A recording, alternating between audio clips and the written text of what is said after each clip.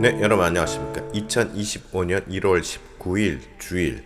자, 오늘은 지난주에 이어서 학계 시리즈 두 번째 시간으로 여러분들과 함께 말씀을 나누겠습니다. 자, 본문은 학계서 2장 10절에서 15절까지고 오늘은 거룩의 구별성과 부정함의 전염성에 대해서 여러분들과 함께 말씀을 나누겠습니다. 10절부터 한번 같이 보겠습니다. 10절 다리오 왕 제2년 9째 달 24일에 여호와의 말씀이 선지자 학개에게 임하니라. 이르시되 11절 만군의 여호와가 말하노니 너는 제사장에게 율법에 대하여 물어 이르기를. 12절 사람이 옷자락에 거룩한 고기를 쌌는데 그 옷자락이 만일 떡이나 국에나 포도주에나 기름에나 다른 음식물에 닿았으면 그것이 성물이 되겠느냐 하라. 학개가 물음에 제사장들이 대답하여 이르되 아니니라 하느니라. 13절 학개가 이르되 시체를 만져서 부정하여진 자가 만일 그것들 가운데 하나를 만지면 그것이 부정하겠느냐 하니 제사장들이 대답하여 이르되 부정하리라 하더라.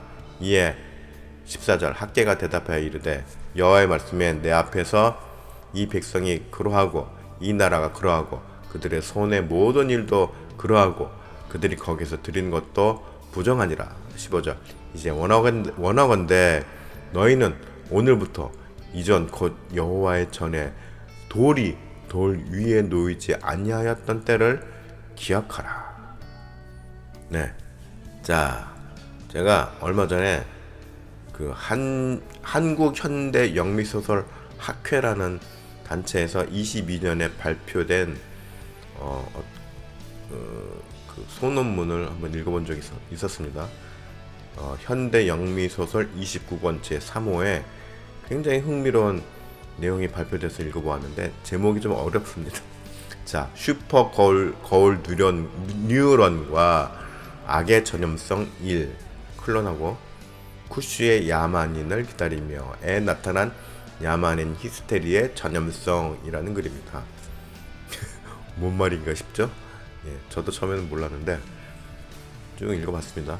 자, 이 글에서 설명하는 요지는 소설 야만을 기다리며 라는 이 내용을 통해서 그려지는 어떤 광신적인 대중적 망상과 두려움에 감염되는 방식을 추적하며 전개되는 내용입니다. 자, 이 대중적인 망상, 광신적인 대중적 망상과 두려움이라는 이 바이러스가 있다라는 것입니다. 그래서 이 바이러스의 항체를 형성한다는 주제에 대한 고찰입니다. 자, 악이 어떤 바이러스입니다. 그런데 이 악의 어떤 전염성이 굉장히 강합니다. 그래서 이거에 대한 백신을 제시한다는 내용인데 한마디로 뭐죠? 악은 전염성이 강하다라는 것이죠. 그런데 바로 성경에서 오늘의 본문에서 이런 개념에 대해서 말씀하고 계시는 것입니다.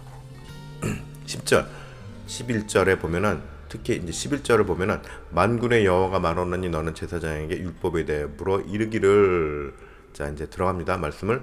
오늘 본문의 말씀은 유다 백성들이 다시금 성전 건축을 재개하기 시작한 지 한 3개월 정도 지난 때입니다. 이러한 때 하나님께서는 학개 선지자를 통해서 제사장들에게 율법에 대해서 질문하신 것입니다. 그 질문의 요지를 보면은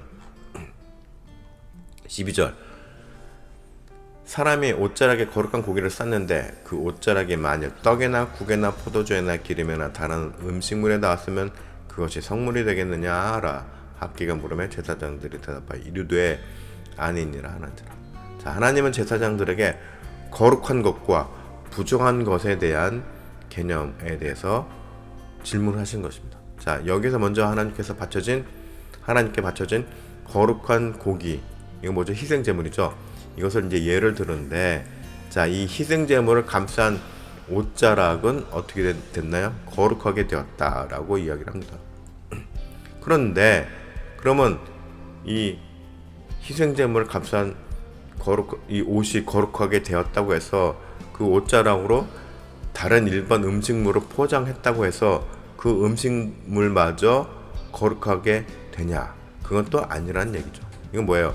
거룩함의 속성에는 침투력이나 전염성이 없다. 그냥 일대에서 끝난다라는 것입니다. 반면에 부정에 대해서 이야기합니다. 13절 학계가 이르되 시체를 만져서 부정하여진 자가 만일 그것들 가운데 하나를 만지면 그것이 부정하겠느냐? 제사장들이 대답해 이르되 부정하리라 하더라. 자, 어느 사람이 시체를 만졌어요. 부정한 시체를 만졌어요. 그러면 이 사람 역시 부정해지죠. 그런데 이 부정해진 사람이 또 다른 제3의 다른 물건이나 사람을 만지면 그것들도 역시 부정해진다고 규정하는 것입니다. 그러니까 결국 뭐예요? 거룩함의 전파력보다 부정함의 전파력이 훨씬 더 강하다는 것을 강조하고 있는 것이죠. 아니, 거룩함은 전파력이 거의 없습니다. 반면에 부정함은 전파력이 거의 코로나 수준입니다. 네. 강하다는 것이죠. 자, 14절 이에 학계가 대답하여 이르되 여호와의 말씀에 내 앞에서 이 백성이 그러하고 이 나라가 그러하고 그들의 손의 모든 일도 그러하고 그들이 거기에서 드리는 것도 부정하니라. 자, 당시 사마리아 사람들은 처음에는 성전 건축에 본인들도 참여하기를 원하였습니다. 예. 그런데 참여하지 못하게 되었습니다. 그래서 화가 나서 그때부터 성전 건축을 방해하기 시작한 것입니다. 그러면 왜 이 사마리아 사람들은 성전 건축에 참여를 못하였을까요? 야, 우리들도 같은 민족 아니냐? 그러니까 우리들도 성전 건축에 참여하게 해줘. 안 돼, 너희들. 왜요? 사마리아 사람들은 우상 숭배가 아주 극에 달았습니다. 예. 하나님도 섬기고 다른 신도 섬기고 막 이신 저신 다 섬겼습니다. 네. 그래서 부정해진 사람들이라는 것입니다. 이런 부정한 사람들이 성전 건축에 참여하게 되면은 유다 백성들과 접촉하게 되죠. 그러면 어떻게 돼요? 유다 백성들도 같이 부정하게 됩니다. 그래서 이거를 애초부터 막을 수밖에 없는 것이죠. 바로 이 악의 전염성, 부정함의 전염성 때문에 그렇게 되었다라는 것이죠. 그런데 신약에 보면은 하나님은 사도 바울을 통해서 이 부정함의 개념에 대해서 부분적으로 좀 유연한 메시지를 주시기도 합니다. 자, 고린도전서 7장 13절 14절에 보면은 어떤 여자에게 믿지 아니하는 남편이 있어 아내와 함께 살기를 좋아하거든 그 남편을 버리지 말라. 믿지 아니하는 남편이 아내로 말미암아 거룩하게 되고 믿지 아니하는 아내가 남편으로 말미암아 거룩하게 되나니 그렇지 아니하면 너희 자녀도 깨끗하지 못하니라. 그러나 이제 거룩하니라. 자, 구약 시대는 어떻게 됐어요? 어땠어요? 유다 민족은 유다 민족끼리만 결혼하게 하였죠. 예, 지파끼리 지파들끼리 교류하면서 다른 민족과는 결혼을 하면 안 됐어요. 그렇죠? 그런데 신약 시대에 들어와서는 지금 어떻게 얘기해요? 믿지 않는 남편이나 아내를 받아들여도 좋다. 단 그 배우자도 같이 이렇게 믿게 만들어라. 그러면 거룩해질 수 있다라는 거죠. 좀 더 규정을 유연하게 넓혀놨어요. 이 가족의 문제에 있어서. 그런데 허용하지 않는 부분이 있어요. 우상 문제하고 정의와 관련된 것은 아주 단호하게 거부하고 있습니다. 고린도전서 5장 11절에 이제 내가 너희에게 쓴 것은 만일 어떤 형제라 일컫는 자가 음행하거나 탐욕을 부리거나 우상숭배를 하거나 모욕하거나 술 취하거나 속여 빼앗거든 사귀지도 말고 그런 자와는 함께 먹지도 말라. 손절하라는 얘기죠, 한마디로. 네. 결국 하나님께서는 악한 세상에서 우리가 살아가는 것 자체가 하나님의 거룩함을 지키는데 굉장한 상당한 어려움이 있음을 알고 계십니다. 이런 사람들 손절해야 되고 하면은 우리는 정말 사람들을 가려서 만나야 되는 거죠. 그렇기 때문에 우리들은 더욱더 삶 속에서 나와 자기 자신과 주변과 스스로를 살피면서 살아가야 하는 것입니다. 이 세상의 시류를 따라가고 인기와 관계에 집중하다 보면은 유다 백성의 사마리아 사람들과 어울리면서 부정해지듯이 우리들도 죄에 전염돼서 이 세상에서 주님의 은혜를 경험하는 것이 힘들어지게 될 것을 경계하는 말씀인 것입니다. 15절 이제 원하건대 너희는 오늘부터 이전 곧 여호와의 전에 돌이 돌 위에 놓이지 아니하였던 때를 기억하라. 굉장히 무서운 말씀입니다. 유다 백성들이 성전을 짓다가 이제 사마리아 사람들 하도 방해를 하니까는 성전 건축을 중단했어요. 그 중단한 기간이 길어지면서 이 사람들이 점점 이제 예루살렘으로 복귀한 이후에 삶이 조금씩 이제 터전을 가꾸기 위해서 자신들의 일에 개인적인 일에 치중을 하기 시작했습니다. 그러면서 어떻게 됐어요? 하나님의 일을 등한시하게 된 거죠. 그래서 그때 바로 너희들이 여기에 온 목적을 잊었구나 그러면서 징계를 하게 되고 그 징계에는 현실적인 삶도 무너뜨리는 경제적으로 막 무너뜨리고 그런 데까지 이르게 됩니다. 이게 뭐예요? 그만큼 아주 강력하게 경고를 주신 것이죠. 그래서 너희는 다시는 과거로 돌아가면 안 돼 라고 하시는 것입니다. 왜요? 히브리서 6장 5절에서 6절에 아주 강력한 경고의 말씀이 있죠. 하나님의 선한 말씀과 내세의 능력을 맛보고도 타락한 자들은 다시 새롭게 하여 회개할 수 없나니 이는 그들이 하나님의 아들을 다시 십자가에 못 박아 드러나 놓고 욕되게 합니다. 이 말씀은 굉장히 우리들에게 정말 강력한 경고로 우리가 이해를 해야 합니다. 왜요? 오늘날에 보면은 구원의 확신파 또 회개 만능주의파들이 있습니다. 한번 구원받은 사람들은 절대로 구원을 잃어버리지 아니한다. 그래서 당신은 구원에 확신이 있으니까 강요를 하는 사람들이 있습니다. 또 회개의 만능주의파 죄를 지어도 나는 또 회개하면 돼. 그럼 또 용서받아. 그럼 난 천국 가는 거야.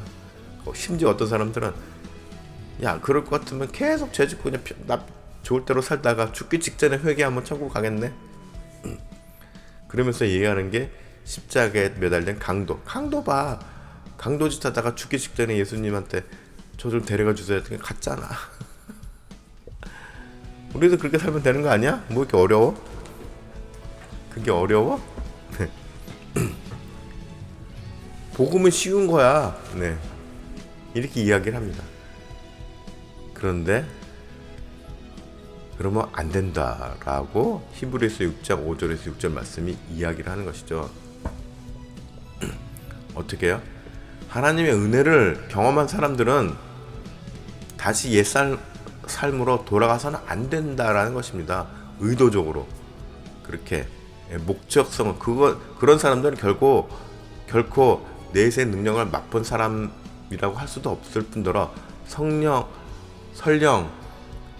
정말로 그렇게 은혜를 경험한 사람이 다시금 옛 삶으로 돌아가서 죄에 빠지면은 더 이상 구제불능이라는 것입니다.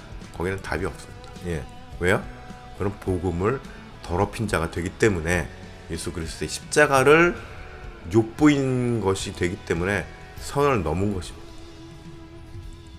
그런 사람들은 본인이 아무리 나는 다시 회개하면 난 다시 구원을 얻을 수 있어 라고 얘기해봤자 안 되는 것입니다.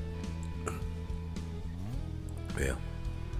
다시 새롭게 하여 회개하게 할 수 없나니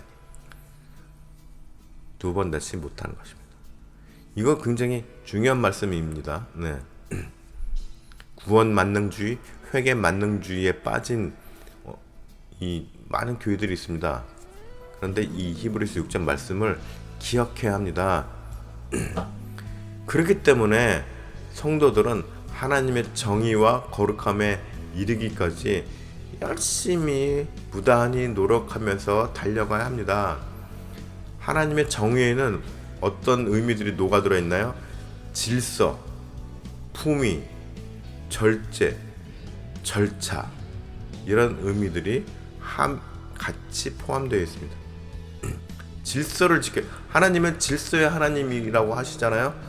이 우주 만물, 이 인간들의 모든 세상사가 하나님의 질서 안에서 돌아갑니다. 움직입니다. 그렇죠?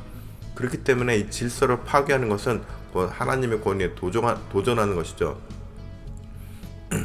그 다음에 그래서 우리는 매사에 절제를 해야 됩니다. 절제. 그 다음에 절차를 지켜야 됩니다. 하나님은 성경에 구약시대 제사제도, 성막을 만드는데 성소 지성소를 만드는데 굉장히 많은 절차들을 두셨어요. 많은 제도들을 두셨어요. 왜요? 그게 다 예수 그리스도의 이 땅에 오셔서 복음을 완성하시는 모든 과정의 절차에 대한 모형이기 때문에 그런 거 아니에요? 그런 매뉴얼들을 이미 구약시대에 이렇게 만들어 놓으신 겁니다. 그래서 예수님은 예수님이 이 땅에 오셨을 때 그 구약의 모든 매뉴얼대로 이 땅에 오셔서 제물로서의 모든 삶을 절차대로 이행하신 것이죠. 그래서 복음을 완성하신 것입니다. 그랬을 때 예수님은 이 땅에 오셔서 품위를 갖고서 모든 일을 질서 있게 복음을 완성하셨습니다. 고린도전서 14장 40절에 제가 좋아하는 말씀이기도 한데 모든 것을 품위 있게 하고 질서 있게 하라. 이 말씀대로 예수님은 30년을 사셨고 3년의 공생애를 통해서 복음을 완성하신 것이죠. 예수님이 폭동을 일으킨 적 있습니까? 없죠. 예수님이 혁명을 주장하신 적이 있습니까? 없습니다. 그러나 바른 말은 하셨죠. 불의한 자들에게 너희는 불의하다. 잘못을 저지르는 사람들에게 너희는 잘못했다 라고 말씀으로 경고는 주셨지만 그 다음에 권력자들에게 권세자들에게 너희들은 잘못했다 라고 선포를 하셨지만 그러나 사람들에게 혁명을 유도하고 폭력을 유발을 지키지는 않았습니다. 그죠? 오히려 압제하면 압제하는 대로 당하시고 핍박하면 핍박하는 대로 당하셨습니다. 그러면서도 끝까지 뭐예요? 하나님의 아들로서의 기품과 위엄을 지키셨고 복음의 가치를 지키셨습니다. 뭐에 따라서? 하나님이 주신 매뉴얼에 따라서 질서 있게 절차대로 행하신 것입니다. 이게 그리스도인들이 오늘날 우리들이 예수 그리스도의 십자가를 지고 가는 모습인 것입니다. 그렇기 때문에 하나님의 정의를 이루려는 사람들은 믿지 않는 사람들 봤을 때, 악인들이 봤을 때 굉장히 어리석어 보일 수 있습니다. 굉장히 미련해 보일 수 있습니다. 그만큼 요령이 없어 보이고 비효율적으로 보입니다. 그렇기 때문에 시간도 많이 소요되고 그래서 사람들로 하여금 조롱을 받을 수 있고 무시를 당할 수도 있습니다. 또 오해나 모함을 당할 수도 있고 멸시를 당할 수도 있습니다. 원래 그리스도의 십자가를 지고 가는 사람들은 이런 일을 당합니다. 그럼에도 우리는 소망을 잃지 않고 인내함으로 견뎌내야 합니다. 어느 날까지요? 마지막 날까지. 나에게 주어진 사명을 잘 감당해서 결승선을 통과하는 그 시간까지 우리는 견뎌내야 하는 것입니다.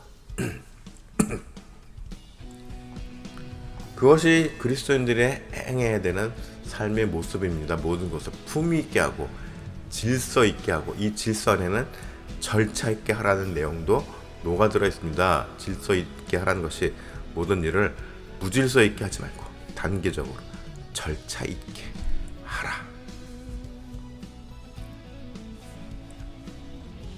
히브리서 6장 10절에서 12절까지 보면 하나님은 불의하지 아니하사 너희 행위와 그 이름을 위하여 나타낸 사랑으로 이미 성도를 섬긴 것과 이제도 섬기고 있는 것을 잊어버리지 아니하시느니라.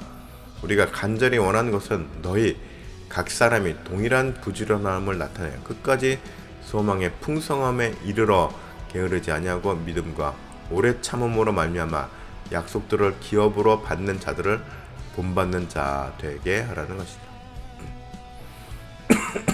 우리들이 그리스도인으로서 주님께서 우리들에게 지라고 명령하신 십자가를 지고서 세상 사람들이 보기에는 미련해 보이는 하나님의 정의를 실현해 나갈 때 그 모습을 주님은 기억하신다는 것입니다.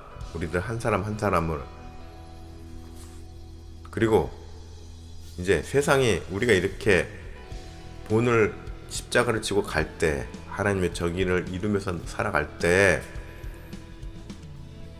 세상은 그렇게 우리들의 이 선한 이 복음의 영향력에 쉽게 동화되지 않습니다.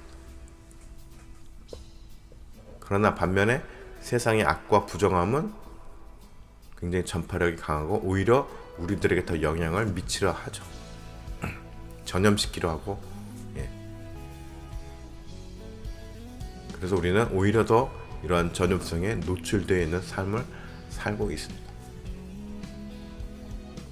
자, 성도들은 언제나 깨어서 주님의 거룩함에 참여해야 합니다. 그리고 말과 행동으로서 이 부정함에 그리스도인으로서의 어떤 이 품위를 떨어뜨리는 이런 행위를 하지 말아야 합니다. 품위, 아까 품위 얘기 나왔었죠. 품위. 사람이 갖추고 있는 기품이나 위엄 또는 인격적인 가치를 이야기합니다. 그리고 이러한 가치는 어디서부터 나온 것이죠? 하나님으로부터 나온 것이죠. 그렇기 때문에 우리는 우리들 스스로 품위를 떨어뜨리는 언행을 해서는 안 됩니다. 품위를 떨어뜨리는 언행이 뭐죠? 질서를 파괴하고 절차를 무시하는 모든 말과 행동을 말합니다. 그리스도인으로서 품위를 지키려면 질서 있게 하고 절차대로 하나님의 사역을 감당하는 것입니다. 그것이 비록 너무 힘이 미약해서 오히려 세상으로 하여금 그 압제를 당할지라도 폭력을 유발해서는 안 되고, 그냥 당하면 당하란다. 하지만 선포해야 됩니다. 네. 물리적으로는 어려움을 겪을지라도 말로서는 우리들의 한 사람 한 사람 미약한 행동으로서는 하나님의 정의를 선포해야 하는 것입니다. 그것이 진정으로 그리스도인으로서 십자가를 짊어지고 가는 사람들의 모습입니다. 단체로 모여서 어떤 힘을 과시하고 위력을 행사하고 하는 것이 하나님께서 원하시는 방식이 아니라는 것입니다. 주님의 선하심과 정의로움을 우리는 그래서 이렇게 선포를 통해서 절차대로 질서 있게 선포함으로 이 불의의 전염성을 극복해 나가야 합니다. 그래야지 우리들의 사역에 정당성이 부여가 되고 주님으로부터 인정을 받게 되는 것입니다. 그리고 이러한 부의 있게 감당해 나가는 이런 우리들의 사역에 주님께서 힘을 주시고 함께 해 주실 것입니다.